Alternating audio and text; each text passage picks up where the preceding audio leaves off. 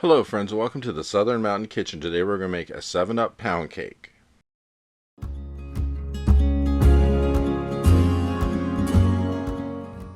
So we're going to get started with this and mix up our dry ingredients, and we're going to start with 3.5 cups of all-purpose flour.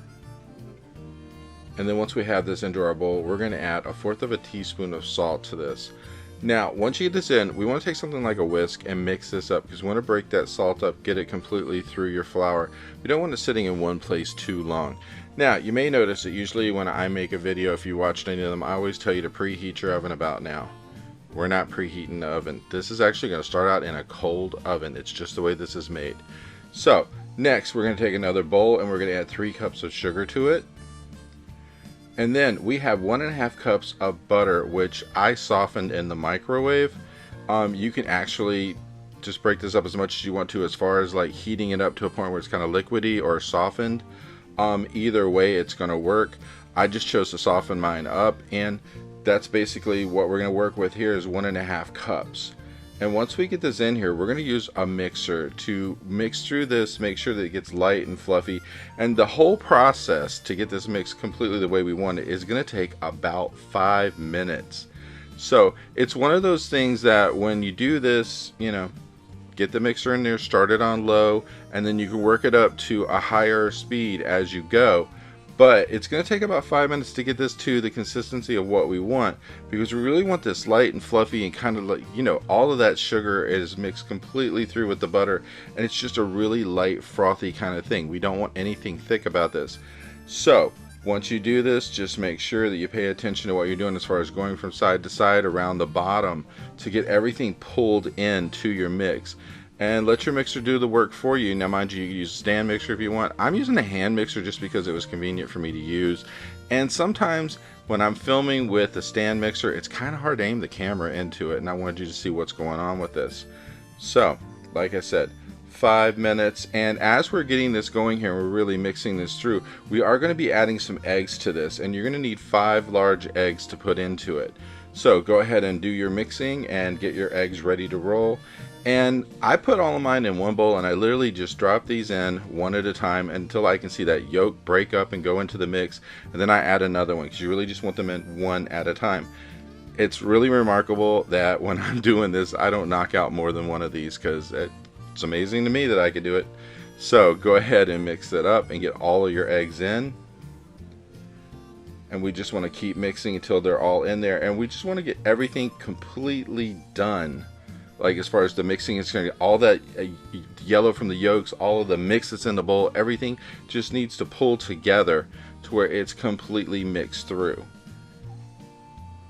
Now, if you had to break these one at a time when you were doing the eggs, there's nothing wrong with that, and just drop them in once you get them cracked open and just go for the whole thing. But as you can see with mine, this is really softened up, frothy. It's what I want it to be to make my mix, and that's a really wonderful thing. So we're going to work with this. Now, if you have your 7-Up handy, you want to have it out at room temperature, because we're using about 3/4 of a cup of it.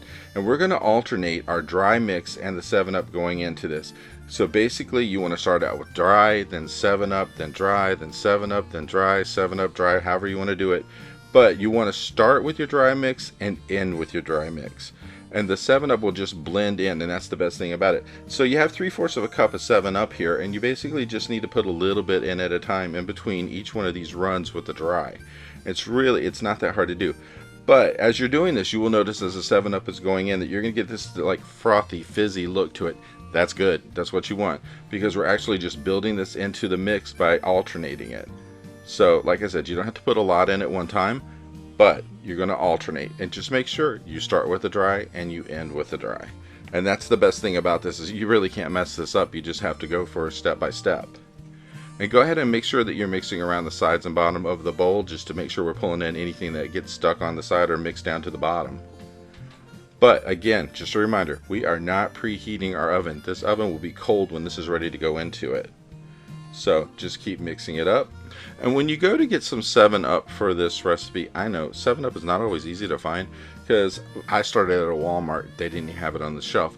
However, you can use something that's like, one of those knockoff generic kinds, or you can actually go to most grocery stores do have 7-Up, believe it or not. So it's one of these things you just kind of look around until you find it. But once you know where it is, at least if you like this, you can go back and get it again to make it. And sometimes Walmart will have it, but you never know. So get all of this mixed through here, and make sure that you've used all of your dry and all of your 7-Up by the time you're done, because as you can see, mine is actually coming to a point where I've used up most of my 7-Up at this point.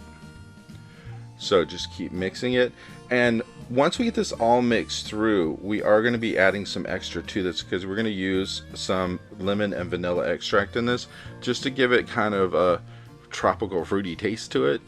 And once we got that done in there, it's just basically going to have everything in it you need. See, this is all of my 7-Up in, and then all I have to do is dump in the rest of my dry and mix that through. Now, when we're going to put this in pans, I'm going to do it a little different than everybody else. I am using these little mini loaves, which make the equivalent of one loaf pan, and then I'm going to do one regular loaf pan. Now, you could do a bundt cake or anything else you want with this. It's really an easy thing to do, but you need to remember there are different cooking times for the size of what you're using. So a bundt cake is a little thicker sometimes, so you literally might have to adjust your cook time and check it. You know, it might take a couple minutes longer. But with mine, it's like if I'm doing the mini loaves, they cook a little faster than a regular loaf. So it's just one of these things you have to look at. So I'm adding 1 teaspoon of lemon extract and 1 teaspoon of vanilla extract at this point, and continuing to mix until this is completely mixed through. And once this is through, we're about ready to use our pans. So go ahead, give that a good run around, make sure all of that's mixed all the way completely. And then we're going to bring in our baking pans and get them ready to load up before we put them in the oven. So best thing about this is, as you can see right now, this is a very smooth mix. There's no lumps, there's no nothing in it. This is perfect. It's going to cook up really nicely. So I'm taking some non-stick cooking spray, spraying my pans with it. These are the mini loaves I was talking about. But if you put all together, what's in the mini loaves is basically like one regular loaf. But I do this because I give these to other people to eat, because, you know, there's quite a bit in these little mini loaves. I mean, it's enough for like a couple people to eat on. But it's actually something cool that if you're baking, you give to someone else, just like, you know, a gift or something for them to have.